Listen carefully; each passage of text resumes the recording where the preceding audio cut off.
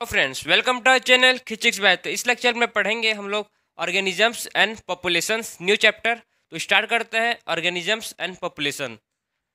Organisms and population में सबसे पहले पढ़ेंगे हम लोग बायोलॉजिकल ऑर्गेनाइजेशन। सबसे पहले पढ़ेंगे biological organisation. Biological organisation. So biological organisation में हम लोग सबसे पहले देखेंगे कि सबसे स्मॉलेस्ट यूनिट क्या है लिविंग ऑर्गेनिज्म का। ठीक है, सबसे स्मॉलेस्ट यूनिट क्या है लिविंग ऑर्गेनिज्म का, किससे फॉर्म हुए हैं? तो किससे फॉर्म हुए हैं? मैक्रो मॉलिक्यूल से। मैक्रो मॉलिक्यूल से किससे फॉर्म हुए हैं? मैक्रो मॉलिक्यूल से। सो मैक्रो मॉलिक्यूल से फॉर्म हुए हैं सबसे स्मॉलेस्ट यूनिट लिविंग ऑर्गेनिज्म। कौन कौन से किस में आ जाएंगे मैक्रो मॉलिक्यूल्स में? मैक्रो मॉलिक्यूल्स में जाएंगे प्रोटीन, न्यूक्लिक एसिड। ठीक है, ये सब चीज़ क्या है? मैक्रो मॉलिक्यूल्स जिससे हम लोग फॉर्म हुए हैं। मैक्रो मॉलिक्यूल से फॉर्म बने हैं, क्या बने हैं? सेल। मैक्रो मॉलिक्यूल से क्या बने हैं? सेल बने हैं।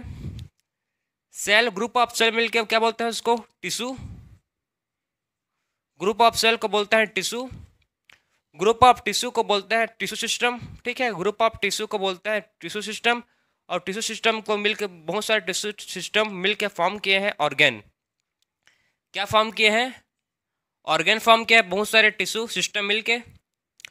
ऑर्गेन मिलके फॉर्म किए हैं ऑर्गेन सिस्टम, और उसके बाद फॉर्म किए हैं न्यू इंडिविजुअल ऑर्गेनिज्म। फिर फॉर्म हुआ है ऑर्गेनिज्म। तो देखो कैसे, मतलब सबसे पहले फर्स्ट स्मॉलेस्ट यूनिट क्या है? मैक्रोमोलिक्यूल से। मैक्रोमोलिक्यूल से फॉर्म हुआ है सेल। सेल से बने हैं टिश्यू।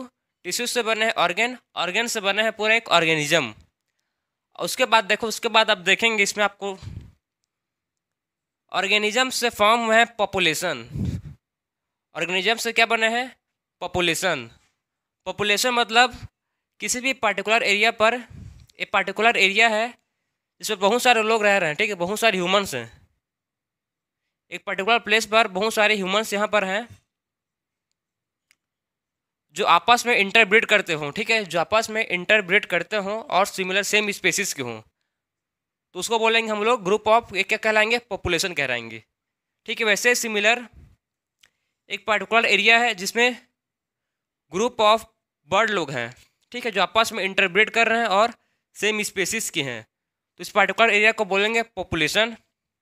वैसे ही सेम एक और एरिया लेते हैं। एक ग्रुप ऑफ एरिया है जिस पर बहुत सारे क्या हैं? बहुत सारे फिश हैं। ठीक है, पानी में बहुत सारे फिश हैं, वाटर में, तो उसको बोलेंगे group of population. So population किसको बोलते हैं? बहुत सारे, मतलब बहुत सारे जो आपस में इंटरब्रीड करते हों और सेम स्पेसीज को और पर्टिकुलर एरिया पर हों। ध्यान सुनो, पॉपुलेशन क्या है? Group of organism. ठीक है, जो आपस में इंटरब्रीड करते हों, सेम स्पेसीज के हों और पर्टिकुलर एरिया पर प्रेजेंट हों, उसी को बोलते हैं पॉपुलेशन। क्या बोलते हैं उसी को? पॉपुलेशन। ठीक है, उसे क्या बोलते हैं? पॉपुलेशंस। जो एक इसका पॉपुलेशन है, ये है ह्यूमन का, ये है फिश का पॉपुलेशन, और ये है बर्ड का पॉपुलेशन। ठीक है, ग्रुप ऑफ ऑर्गेनिज्म है जो आपस में इंटरब्रीड करते होंगे और सेम स्पेसिस के हैं और पर्टिकुलर एरिया पर हैं, उसी को बोलेंगे पॉपुलेशंस। क्लियर है आपको? पॉपुलेशन से फॉर्म हुए हैं कम्युनिटीज। पॉपुलेशन से क्या फॉर्म हुए हैं? कम्युनिटीज। एक कम्युनिटी क्या है? जो भी आप पॉपुलेशन में जो भी पॉपुलेशन उसमें आपस में इंटरेक्ट करते होंगे। कम्युनिटीज़ क्या है? ग्रुप ऑफ पॉपुलेशन आपस में इंटरेक्ट करते होंगे। ठीक है, उसी को बोलते हैं कम्युनिटी। आपस में इंटरेक्ट करके क्या बनाएंगे? कम्युनिटी बनाएंगे। फिर बहुत सारे कम्युनिटीज़ मिलकर फॉर्म करते हैं इकोसिस्टम। क्या फॉर्म करते हैं? इकोसिस्टम। इकोसिस्टम क्या है? जिसमें ग्रुप ऑफ पॉपुलेशन इंटरेक्ट करते होंगे, ग्रुप ऑफ कम्युनिटीज या पॉपुलेशन इंटरेक्ट कर रहे होंगे एबायोटिक कंपोनेंट से, ठीक है। ग्रुप ऑफ पॉपुलेशन इंटरेक्ट कर रहे होंगे एबायोटिक कंपोनेंट से, उसी को बोलते हैं कम्युनिटी, क्या बोलते हैं उसी को, इकोसिस्टम, ठीक है। जिसमें वाटर, रेनफॉल, टेम्परेचर, सॉइल सब आ जाएगा, जो आपस में इंटरेक्ट कर रहे होंगे उसी को बोलते हैं इकोसिस्टम। इकोसिस्टम से के बाद फॉर्म होते हैं लास्ट बायोम्स। क्या फॉर्म होते हैं, बायोम्स, ठीक है। जो बायोम्स है उसमें क्या जाएगा, इसमें जाएगा पूरा फॉरेस्ट, जिसमें living thing, non living thing, biotic component, abiotic component सब इंक्लूड होंगे और आपस में एक दूसरे के साथ प्रॉपर इंटरेक्ट कर रहे होंगे, उसी को बोलते हैं बायोम्स, ठीक है। उसी को बोलते हैं बायोम्स। उसके बाद बायोम्स के बाद आता है लास्ट बायोस्फीयर, बायोडाइवर्सिटी, ठीक है। क्या आ जाएगा पूरा, बायोस्फीयर। तो ये था आपका बेसिक बायोलॉजिकल ऑर्गेनाइजेशन। ये क्या था आपका बेसिक बायोलॉजिकल ऑर्गेनाइजेशन, ये आपको समझना था, जानना था, इंपॉर्टेंट है, इसको समझ लो। सबसे स्मॉलेस्ट है किससे फॉर्म हुआ है, मैक्रो मॉलिक्यूल से, और सबसे लार्ज जो है बायोस्फीयर, ठीक है। आपके एनसीईआरटी पर पहले बायोम्स तक गिवन है, आप ठीक है, आप लोग के एनसीईआरटी में खाली बायोम्स तक गिवन, उसे मैं आपको खाली बायोम्स तक लिखवाया हूँ। तो ये था आपका बायोलॉजिकल ऑर्गेनाइजेशन। अब देखो हम लोग को इस चैप्टर में कौन सा कितने लेवल तक ऑर्गेनाइजेशन को पढ़ना है, तो इसमें मेन आपके एनसीईआरटी पर 4 लेवल ऑफ ऑर्गेनाइजेशन दिया है। कितना दिया है, 4 लेवल ऑफ ऑर्गेनाइजेशन गिवन है एनसीईआरटी में आपके। ऑर्गेनाइजेशन कौन कौन सा है, पहला है ऑर्गेनिज्म, पहला क्या है ऑर्गेनिजम्स, सेकंड है पॉपुलेशंस, सेकंड क्या है पॉपुलेशंस, थर्ड क्या है कम्युनिटीज, थर्ड है कम्युनिटीज, और फोर्थ है आपका बायोम्स, ठीक है। आपका एनसीईआरटी में टोटल 4 लेवल ऑफ ऑर्गेनाइजेशन को कंसर्न किया गया है, organisms, populations, communities and biomes. हम लोग को पढ़ना इस चैप्टर पर, क्या पढ़ेंगे, नाम से पता चल जा रहा है आपको, ऑर्गेनिजम्स एंड पॉपुलेशन, ये दोनों को पढ़ना है, ठीक है। इस चैप्टर में क्या पढ़ेंगे, ऑर्गेनिजम्स एंड पॉपुलेशन। तो स्टार्ट करते हैं ऑर्गेनिजम्स एंड पॉपुलेशन से। सबसे पहले हम लोग पढ़ेंगे ऑर्गेनिज्म, फिर देखेंगे पॉपुलेशन। सो सबसे पहले देखेंगे ऑर्गेनिज्म। सो ऑर्गेनिज्म से स्टार्ट करेंगे इकोलॉजी। जो ऑर्गेनिज्म एंड पॉपुलेशन है ये किस में आता है, इकोलॉजी में। तो इकोलॉजी क्या है, सो स्टार्ट करते हैं इकोलॉजी। इकोलॉजी क्या है, इकोलॉजी एक सब्जेक्ट है, ठीक है। इकोलॉजी क्या है, एक सब्जेक्ट है जो इंटरेक्ट करता है ऑर्गेनिज्म से, ठीक है। Interact among the organism, between the organism and abiotic component, ये है आपका इकोलॉजी। इकोलॉजी क्या है, it is a subject, it is a subject which interact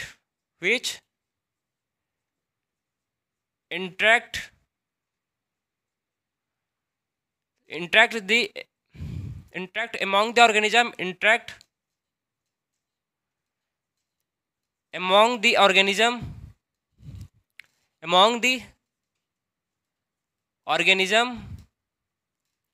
and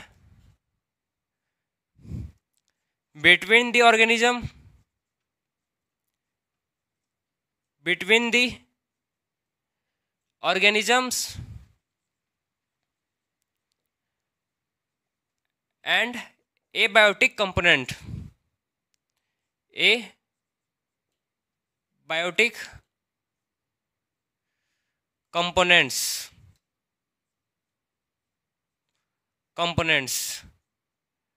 तो इकोलॉजी क्या है? इकोलॉजी एक सब्जेक्ट है जो किसके इंटरेक्ट करता है? वो इंटरेक्ट करता है among the organism, between the organism and क्या करता है? एंड एबायोटिक कंपोनेंट से, ठीक है, and interact between the abiotic component से, उसी को बोलते हैं इकोलॉजी। आपको इकोलॉजी क्लियर हो गया होगा आज। इकोलॉजी क्या है? इकोलॉजी एक सब्जेक्ट है जो इंटरेक्ट करता है ऑर्गेनिज्म से, among the organism, between the organism and abiotic component. यह है आपका इकोलॉजी। जो हम लोग पढ़ रहे हैं organisms and it's abiotic components, ठीक, हम लोग क्या पढ़ रहे हैं? Organisms and abiotic components. जो ऑर्गेनिजम्स है वो मतलब इसमें देखेंगे हम लोग कि कैसे डिफरेंट इन्वायरमेंट में अडेप्ट कर रहा है, ठीक है। डिफरेंट इन्वायरमेंट में जो ऑर्गेनिजम्स है वो डिफरेंट इन्वायरमेंट में कैसे अडेप्ट कर रहा है उसको पढ़ेंगे, इसमें देखेंगे। वो कैसे देखेंगे हम लोग कि कैसे वो हार्श, ठीक, एक्सट्रीम हार्श हैबिट में भी लाइफ एग्जिस्ट करता है, कैसे वो अडेप्ट अपने आप को, कोई ऑर्गेनिज्म है जो अडेप्ट किया है, ठीक, अडेप्ट किया है, देखेंगे। जैसे कि वो मतलब हार्श एंड एक्सट्रीम हैबिट कौन कौन सा है?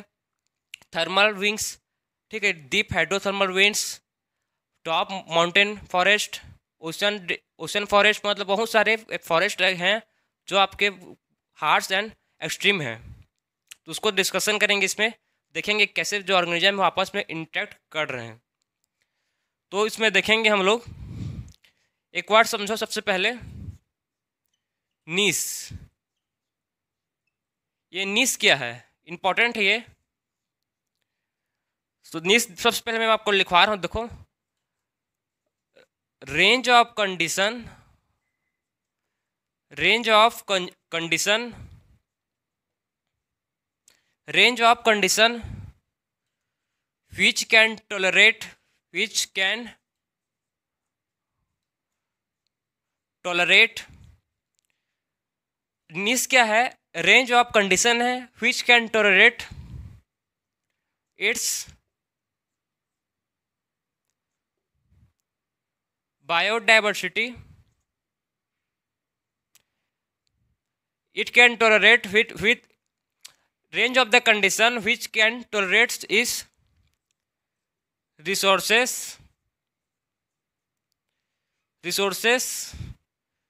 with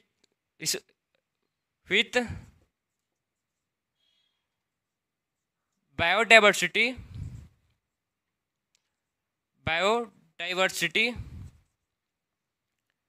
and form a distinct function in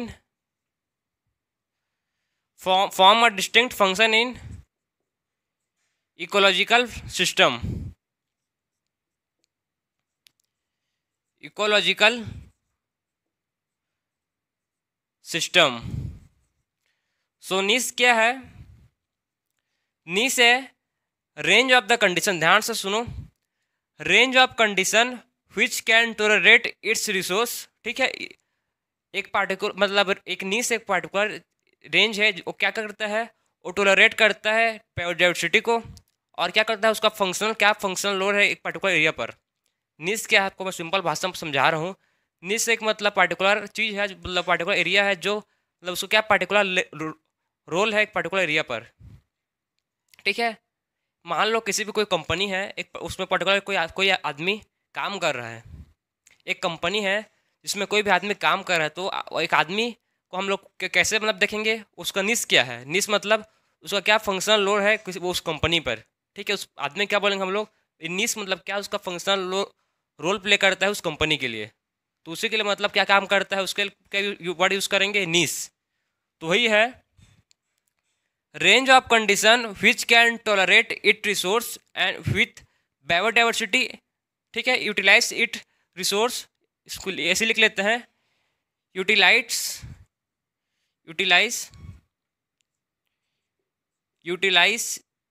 it resource,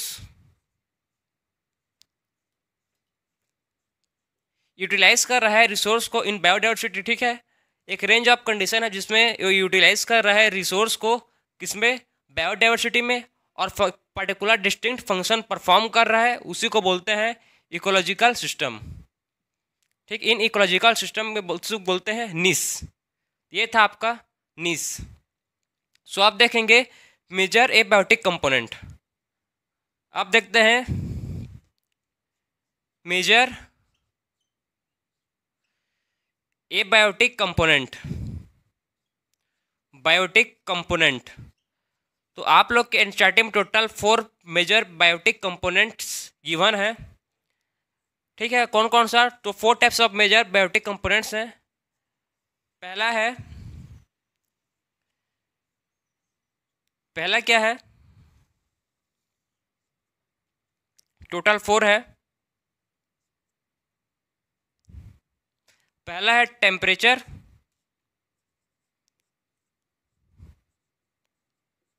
temperature, second है वाटर, सेकंड क्या है? वाटर।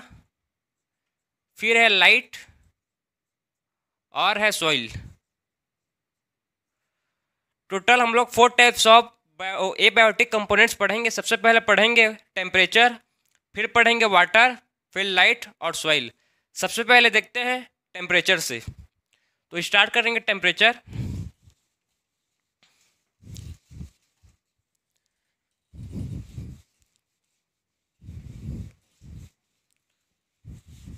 तो सबसे पहले देखेंगे मेजर एबायोटिक कंपोनेंट्स में सबसे पहले है temperature.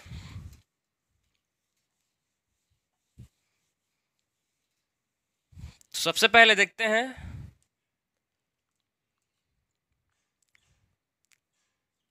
Temperature.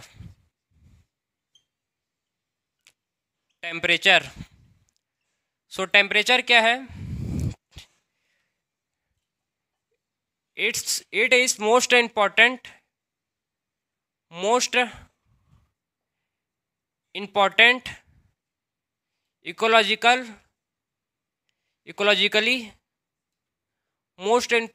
Ecologically relevant environmental factor. आपके एनसीईआरटी का लाइन है कि क्या है? Most important ecologically relevant factor है। सो टेम्परेचर क्या है? Temperature it is a most important, ये क्या है? मोस्ट इम्पॉर्टेंट है किसके लिए? Ecologically relevant environmental factor.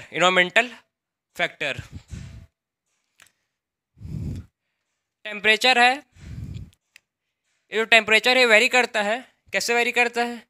ये डिफरेंट एरिया पर पर्टिकुलर एरिया वेरी करता है। ठीक है, तो कैसा होगा देखो इस पर। हम लोग 3 मेन देखेंगे इस पर। पहला देखेंगे पोलर एरियाज पर। पहला किस में देखेंगे? Polar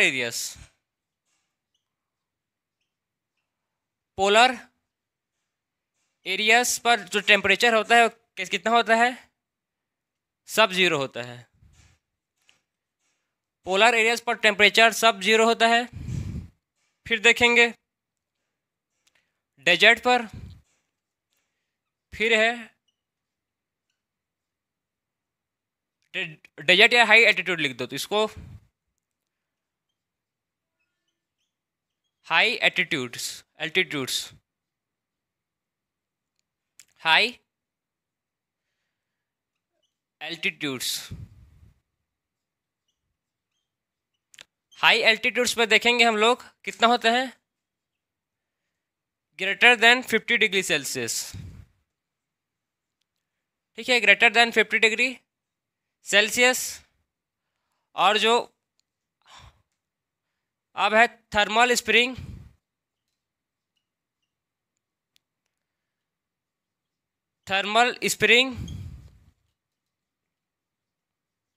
and deep hydrothermal vents. Deep hydrothermal vents में देखेंगे कितना होता है temperature? Greater than 100 degree Celsius. Degree Celsius. So ये आपका टेम्परेचर डिवाइडेड है। पहला है पोलर एरियाज पर 0 टेम्परेचर होता है। ठीक है, 0 डिग्री होता है। फिर हाई एल्टीट्यूड्स पर होता है ग्रेटर देन 50 डिग्री फिर होता है thermal spring and deep hydrothermal winds पर होता है ग्रेटर देन 100 डिग्री सेल्सियस। ये था आपका टेम्परेचर। फिर और पॉइंट लिख लेते हैं एक दो ठो टेम्परेचर का।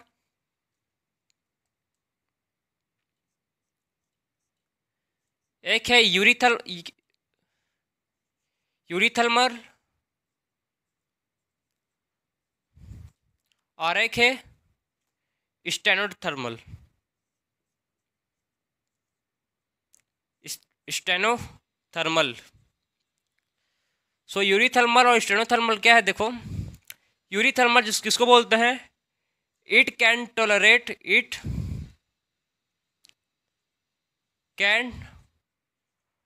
Tolerate wide range of temperature. It can tolerate wide range of temperature.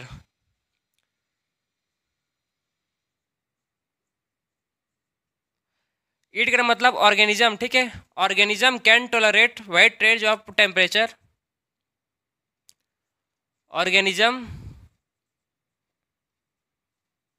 Organism tolerate wide range of temperature. जो भी organism wide range of temperature को टोलरेट कर सकते हैं उसको बोलेंगे यूरीथर्मल, ठीक है। जो organism wide range of temperature को टोलरेट कर सकता है उसको बोलेंगे eurythermal.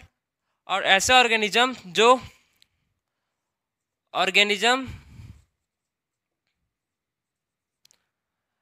Can not tolerate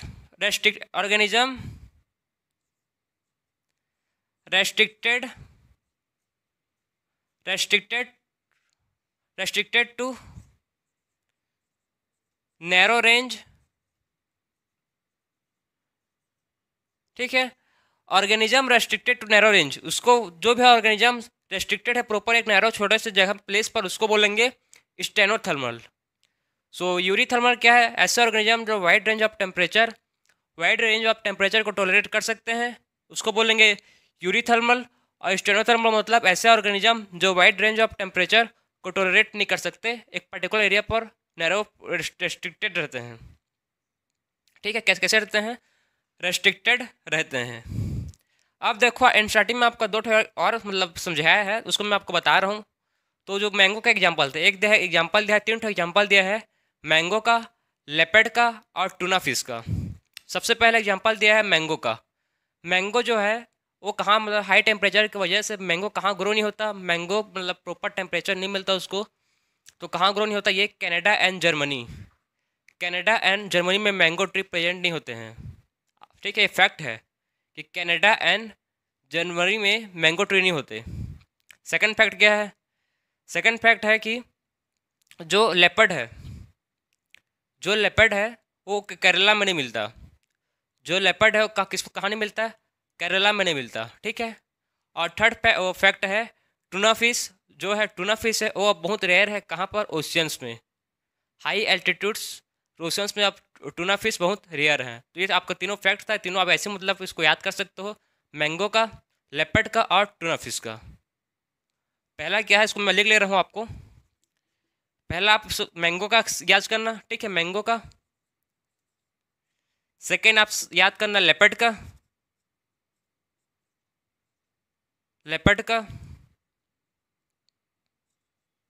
third याद करना आप, किसका याद करना था आप, टूना फिश का, ठीक है। तो आप तीनों याद करो, mango, leopard and tuna fish. अब देखते हैं, अब देखेंगे नेक्स्ट, अब देख रहे हैं सेकंड, देखेंगे हम लोग। सेकंड क्या है, वाटर, पहला हो गया। अब देखते हैं सेकंड, वाटर। सो वाटर को देखते हैं अब।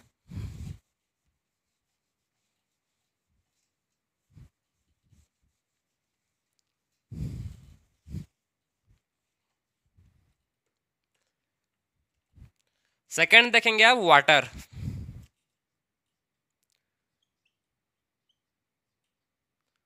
वाटर क्या है, another most important factor another most important factor, water भी एक मोस्ट इम्पॉर्टेंट फैक्टर है, ठीक है। जो वाटर है, life originated from water, life originated किससे ऑरिजिनेटेड है? लाइफ वाटर से, life originated from water,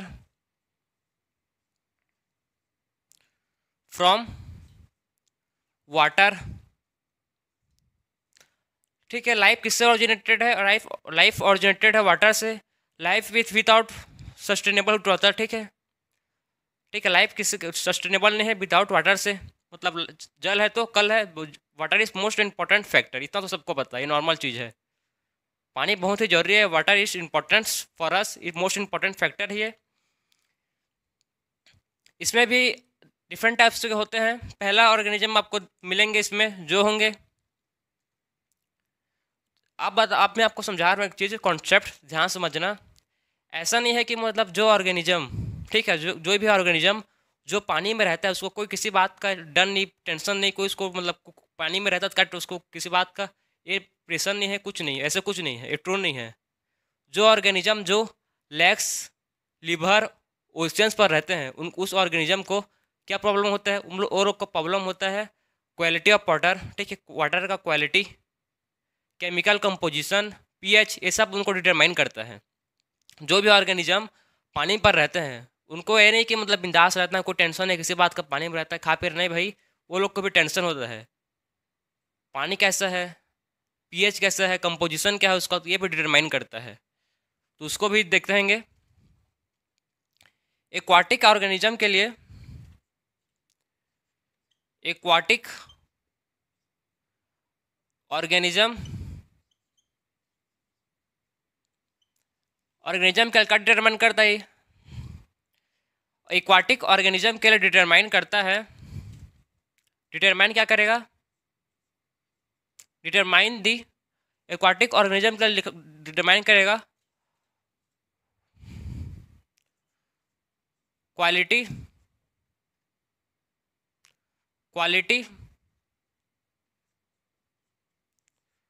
quality of water, water का क्वालिटी कैसा है, और pH, composition, chemical composition and pH, chemical composition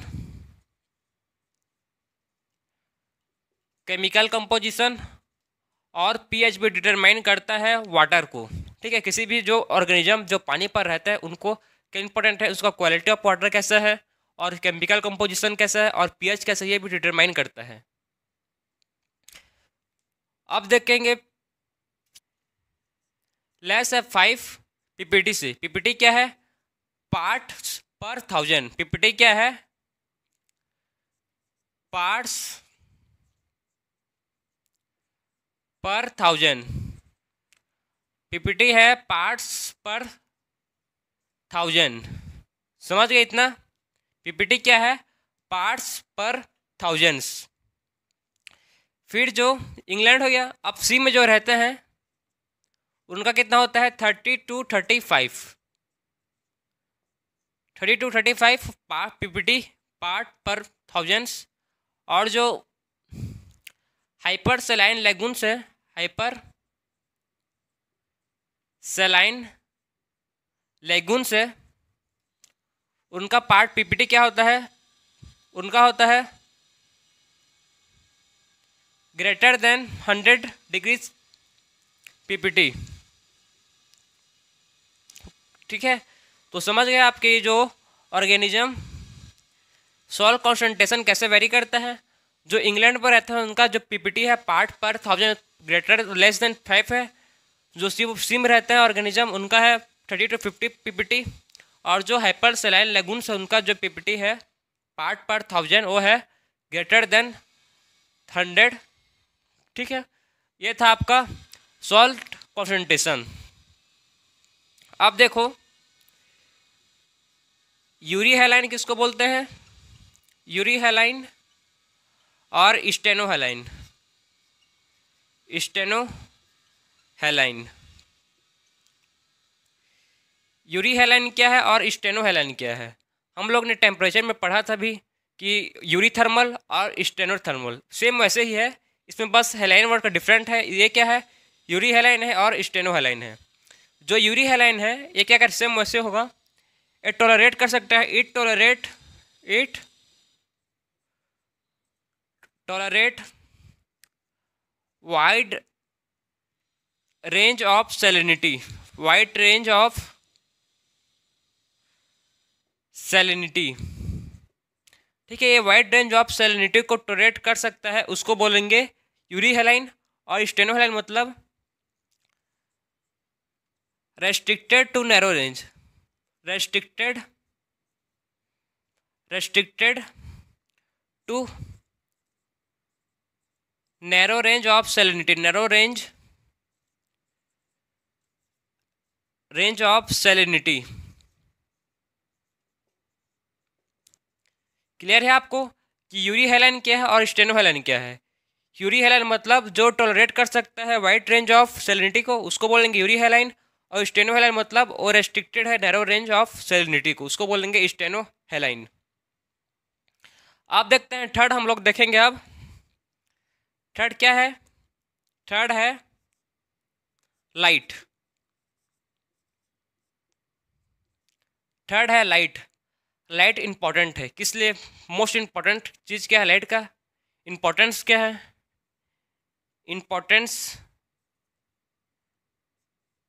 importance of light. Light किस लिए जरूरी है? पहली बात तो लाइट किस लिए है सबको पता है, फोटोसिंथेसिस। पहला चीज फोटोसिंथेसिस के लिए लाइट इंपॉर्टेंट है, जरूरी है। सेकंड किस लिए है?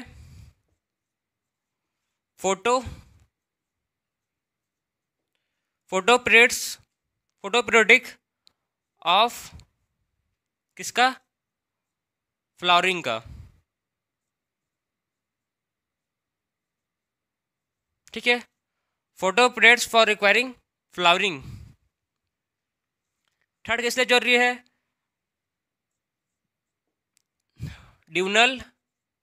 ड्यूनल एंड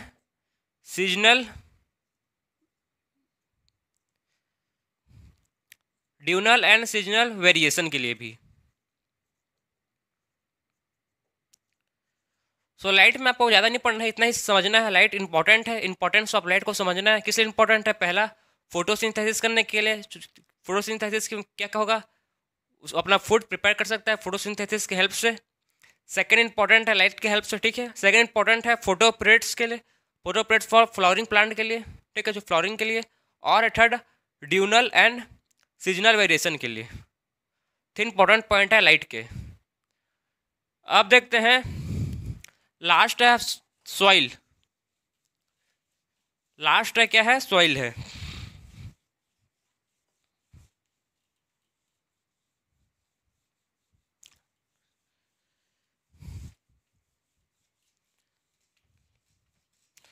लास्ट है सॉइल।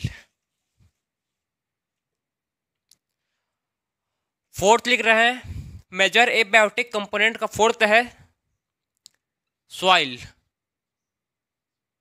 सॉइल को देखो और समझो और सुनो। देखो सॉइल में क्या होता है, जो सॉइल है ये मतलब हम लोग का सॉइल डिपेंड करता है नेचर पर और dependent on properties. Soil dependent किस पर डिपेंड है? नेचर पर डिपेंड करेगा। और सॉइल का क्या प्रॉपर्टीज है, कौन से पर्टिकुलर एरिया पर कौन से डिफरेंट हर अलग अलग जगह पर डिफरेंट सॉइल है। किस पर डिपेंड है? वो डिपेंड है वेदर पर, वेदरिंग प्रोसेस पर, क्लाइमेट पर डिपेंड है। सबसे पहले किस पर डिपेंड है? वेदर पर डिपेंड है, क्लाइमेट पर, वेदरिंग प्रोसेस पर डिपेंड है, क्लाइमेट पर डिपेंड है। और अगर सॉइल ट्रांसपोर्टेड है, सॉइल क्या हो सकता है? ट्रांसपोर्टेड हो सकता है या सेडिमेंट हो सकता है, सेडिमेंट। और कैसे मतलब सॉइल का डेवलपमेंट कैसे ऑकर हुआ है, ये सब फैक्टर डिटरमाइन करता है सॉइल के नेचर को और या प्रॉपर्टीज को उसके। कौन कौन सा फैक्टर है? वेदरिंग प्रोसेस कौन सा है, क्लाइमेट कौन सा है, सॉइल ट्रांसपोर्टेड है कि सेडिमेंट्री है, और सॉइल कैसे फॉर्म्ड हुआ है, कैसे ऑकर हुआ है, ये सब फैक्टर इंपॉर्टेंट है। और इसका सॉइल के कैरेक्टरिस्टिक्स लिखते हैं हम लोग। कैरेक्टरिस्टिक्स में देखेंगे सॉइल का हम लोग कौन कौन सा कैरेक्टरिस्टिक्स है। कंपोजिशन कंपोजिशन है कंपोजिशन है और क्या है, ग्रेन साइज है। कंपोजिशन, ग्रेन साइज और है एग्रीगेशन।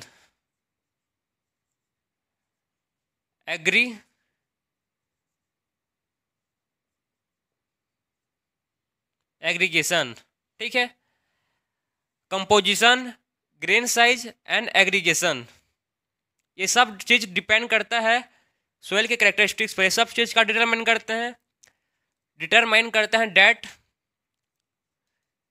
ये सब डिटरमाइन करते हैं composition, grain size and aggregation, ये सब चीज़ डिटरमाइन करते हैं सॉइल का percolation determine the percolation of water holding capacity. Water holding capacity, water holding capacity. So composition, grain size and aggregation, ठीक है। एग्रीगेशन क्या डिटरमाइन करते हैं, percolation of water holding capacity. Percolation of water holding capacity, ये aggregation का spelling एक बार check कर लेना, ठीक है। सो उसके बाद देखो नेक्स्ट कैरेक्टरिस्टिक्स है। Next characteristics along with parameters, along with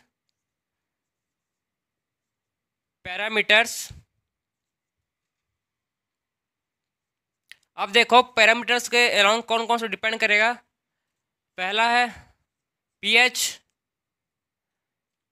फिर आएगा टोपोग्राफी और है पीएच अलॉन्ग विथ पैरामीटर्स में है, पीएच है, टोपोग्राफी और mineral composition.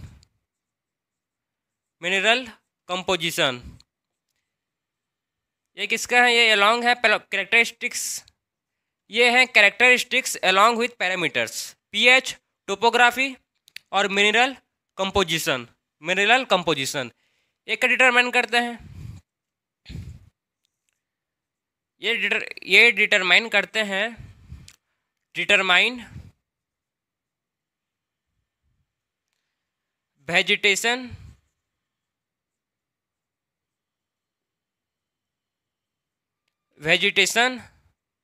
In an area.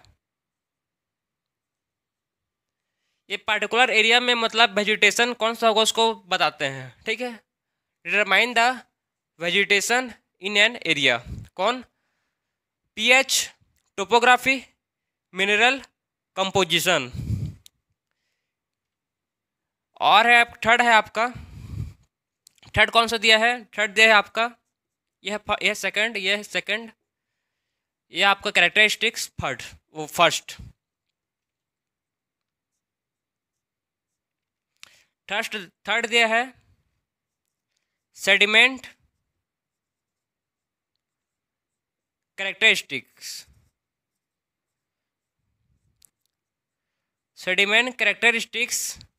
कौन सा सेडिमेंट, किसका सेडिमेंट कैरेक्टरिस्टिक्स, एक्वाटिक इन्वायरमेंट का, किसका, aquatic environment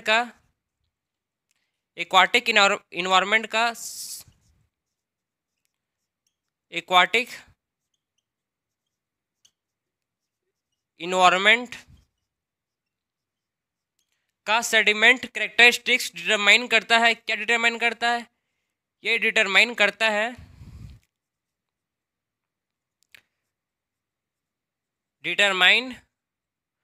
type types of benthic animal. कौन सा टाइप ऑफ बेंथिक एनिमल है उसको डिटरमाइन करता है आपका सेडिमेंट कैरेक्टरिस्टिक्स एक्वाटिक इन्वायरमेंट का।